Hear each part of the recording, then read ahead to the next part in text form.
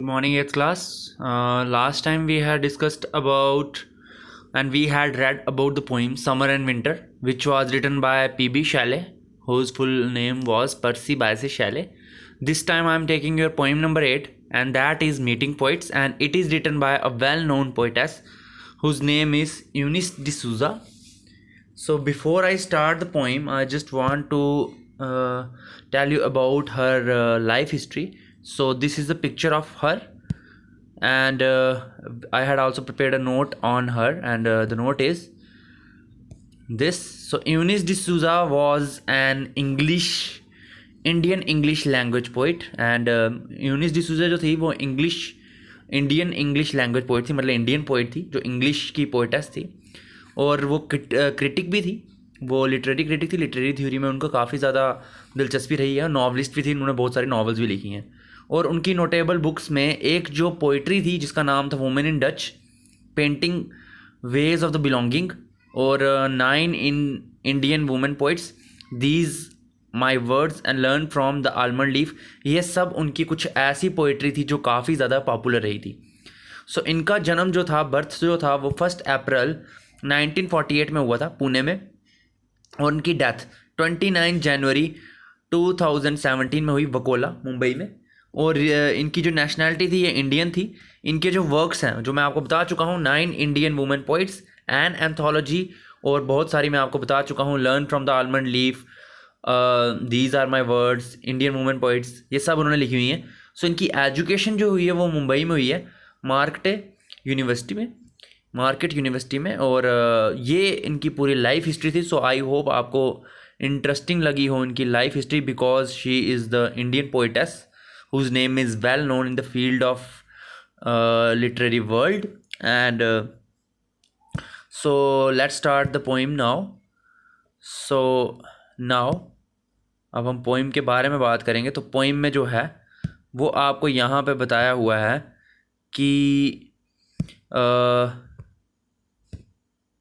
अब यहाँ पे आपको पोइम में बताया हुआ है, judging one thing with reference to another is an error. अगर हम किसी चीज़ को जज करते हैं, इन्होंने बोला है, अगर हम किसी चीज़ को दूसरी चीज़ के साथ परखते हैं, जज करते हैं, तो वो क्या होगा, एक डिफेक्ट होगा, एरर होगा, दोष होगा।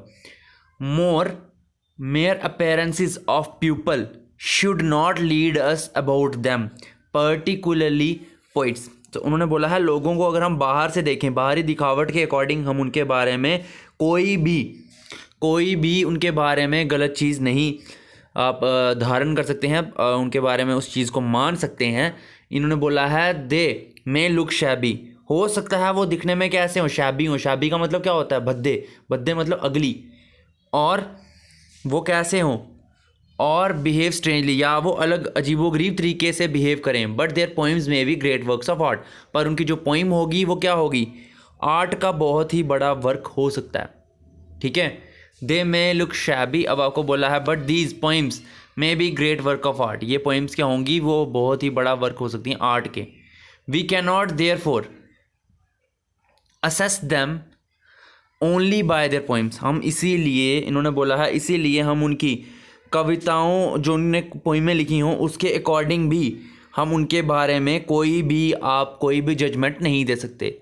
The poem presents the confusion created in the minds of the readers. तो पोइम जो होती है वो रीडर्स के माइंड में जो कन्फ्यूजन होती है उसको प्रेजेंट करती है, by reading the works of the poet with reference in their profiles and personalities, जिसमें हम क्या कर सकते हैं, पोइट्स के पर्सनैलिटीज़ को देख के, ठीक है, उनकी रेफरेंस में, जिसकी हम पोइट्स की पर्सनैलिटीज़ को देख के उनके बारे में हम चीज़ें बताते हैं, with reference to their profiles और पर्सनैलिटीज़।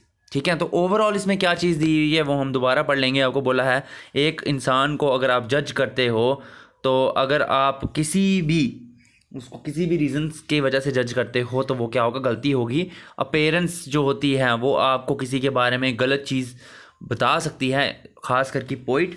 इन्होंने बोला है कि अगर आप बाहर से लोगों को दिखावट में देखो, तो उसके बारे में हमें कोई उनके बारे में गलत चीज़ नहीं पालनी चाहिए। ठीक है, ख़ास करके जो पोइट होते हैं उनके बारे में वो कह रहे हैं, पोइट्स हो सकता है कि वो देखने में कैसे हों, गंदे लगते हों, या उनका बिहेवियर थोड़ा अलग हो, पर उनकी जो पोइट्रीज होती हैं वो काफ़ी ज़्यादा एक इम्पॉर्टेंट वर्क हो सकती हैं, ठीक है, बट देयर पोइम्स में भी ग्रेट वर्क्स ऑफ आर्ट, बहुत ही बड़ा इम्पॉर्टेंट वर्क हो सकता है उनका। इसीलिए हमें उनकी पोइम को देख के ही उनके बारे में कोई भी, हमें उनकी पर्सनैलिटी के बारे में कुछ नहीं बनाना चाहिए। We cannot therefore assess them therefore only by their personality. हमें उनको सिर्फ पोइम्स के बारे में, उनकी पर्सनैलिटी के बारे, पोइम्स को देख के उनकी पर्सनैलिटी के बारे में जज नहीं करना चाहिए। सो जो पोइम है वो प्रेजेंट करती है कि क्या कन्फ्यूज़न होती है पोइट के दिमाग में, क्या बात है जो उसके दिमाग में चल रही है, ठीक है, of readers by reading works of art with reference to their profiles और पर्सनैलिटी। तो उन्होंने बोला है कि पोइम भी क्या कर सकती है, रीडर के दिमाग में क्या कर सकती है, डाउट पैदा कर सकती है, ठीक है। सो इसीलिए उनके by reading the works of the poets with reference to their profiles और पर्सनैलिटीज़, इसीलिए हमें क्या करना चाहिए, उनकी पोइट्री को और उनकी पर्सनैलिटी को, दोनों को देख के ही उनके बारे में कोई बात करनी चाहिए, ठीक है। अब आपको बोला है being poets I am the disconcerted sometimes by the colour of their socks, the suspicion of a wig, the wasp in the voice and an air sometimes of dankness. अब यहाँ पे पोइटस बोल रही हैं कि मैं जब भी पोइट से मिलती हूँ सो मैं क्या हो जाती हूँ, मैं परेशान हो जाती हूँ। क्यों परेशान हो जाती हूँ? Bye the colour of their socks, उनकी सॉक्स का कलर देख के, बालों बास, और ऐसे लगता है उनके जो बाल इतने बड़े बड़े हो गए होते हैं, ऐसे लगता है कि वो क्या है, उन्होंने नकली बाल लगाए हुए हैं, विग पहनी हुई है। और उनकी आवाज़ में कड़वाहट होती है, वास्प इन द वॉइस का मतलब उनकी आवाज़ थोड़ी सी बिटर होती है, ठीक है, कड़वी, क्योंकि वो सच बोलते हैं। सच तो मैक्सिमम टाइम लोगों को कड़वा ही लगता है। सो ये होता है and an air sometimes of dankness, और कभी कभी उनकी जो हवा होती है, उनकी जो आवाज़ होती है उसमें गीलापन लगता है, ठीक है। सो वो बोल रहा है उनकी बहुत बार उनकी जो आवाज़ से ऐसा फील होता है कि काफ़ी ज़्यादा ऐसे मतलब मॉइस्ट सी एयर होती है, ठीक है। So best to meet in the poems cool speckle shells, वो कह रही है कि अगर आपको मिलना है पोइट से तो उनकी पोइट्रीज़ को जाके पढ़िए, आपको उसमें उनके बारे में सही चीज़ का पता चलेगा, ठीक है। जो ऐसे लगता है कि जिसमें क्या होगा, धब्बे पड़े हुए हैं, ऐसे शैल की तरह लगता है, ठीक है। शैल समझते हो? शैल जिन्होंने हिंदी में इसको बोलते हैं चितकबरा। चितकबरा मतलब इतना आपको समझ नहीं आएगा। शेल्स यहाँ पे क्या होते हैं, इनको शेल्स आपने समुद्र के किनारे में देखे होंगे जो मिलते हैं, जो शंख भी एक शैल ही होता है। तो वो शेल्स जो होते हैं वो ऐसे लगते हैं जिसमें क्या है, धब्बे पड़े हुए हैं, ठीक है। इतने वो ब्यूटीफुल होती है उनकी poetry. In which one hears a sad but distant sea, जिसमें एक इंसान को क्या आती है, आवाज़ सुनाई देती है दूर से, ठीक है, दूर से सुनाई देती है एक समुंदर के बहने की आवाज़, ठीक है। सो ये पोइटस ने उनके बारे में बताया हुआ है कि पोइट से अगर मिलना है तो मिलते time best to meet in poems, उनको मिलना है तो उनकी पोइम्स में मिलो, ठीक है। और उनकी जो पोइम्स होती हैं वो क्या हैं, उस शैल की तरह हैं जिस शैल में से दूर से ही समुंदर की आवाज़ आती है, क्योंकि शैल के पीछे, शैल के अंदर जब आप कान लगाते हो ना तो आपको आवाज़ सुनाई देती है जैसे दूर से समुंदर चल रहा है। सो ये थी इसकी कंप्लीट पोइम। इसको एक और बार हम पढ़ेंगे भी। सो इस पोइम को अगर हम ख़त्म करें, इन शॉर्ट यही कह सकते हैं कि राइटर का कहने का यही मतलब है, यूनिस डिसूजा का, कि जब भी आप पोइम पढ़ते हो, आपको कभी भी जो राइटर्स, कभी भी आपको किसी पोइट को उनकी ड्रेसिंग सेंस से, उनके कलर्स से, उनके आप कह सकते हो उनके हेयर स्टाइल से कभी भी उनको जज नहीं करना चाहिए। उनकी पर्सनैलिटीज़ धोखा देती हैं। अगर आपने जज करना है तो उनको उनकी पोइट्री से जज करना चाहिए, ठीक है। पोइट्री के साथ पर्सनैलिटी को कंपेयर करना चाहिए, ठीक है। ऐसा नहीं करना चाहिए सिर्फ पोइट्री पढ़ के ही आप उनको जज करो, वो भी सही नहीं होगा। अगर आप सिर्फ उनको ड्रेसिंग पे जज करते हो तो वो भी जज नहीं करना चाहिए। और उनकी पोइट्री जो होती है वो ग्रेट वर्क ऑफ आर्ट होती है, तो उसको पढ़ के आपने उनके बारे में कोई जजमेंट पास करनी चाहिए, ठीक है। क्योंकि पोइम होती है वो प्रेजेंट करती है कन्फ्यूज़न। किसकी कन्फ्यूज़न? जो एक रीडर के माइंड में क्रिएट होती है, ठीक है।